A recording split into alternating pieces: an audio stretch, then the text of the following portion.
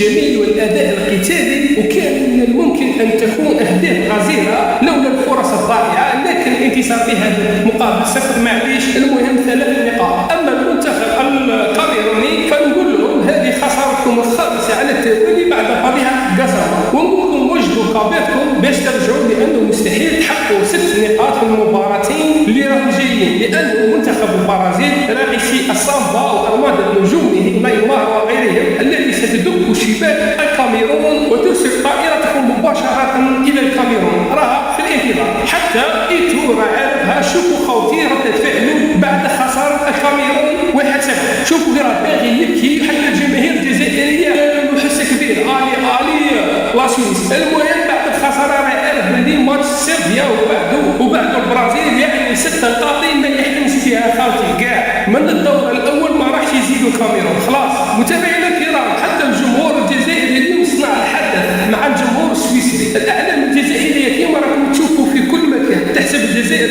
أمبيونس كبير دايروا. سمعتوا الأهازيج الجزائريين يغنوا آلي لا سويس. أنا حتى صغاري سمعتها ما نكذبش كي كانت رابحة سويسرا. الجمهور الجزائري مع الجمهور السويسري يروبلوها خاوتي. الكاميرون كانت باينة تخسر من كاس كاساما ومازالها سردية، والبرازيل تزيد تفرحنا فيها أكثر إن شاء الله. نقولوا إيه. وفي الآخر خاوتي لايك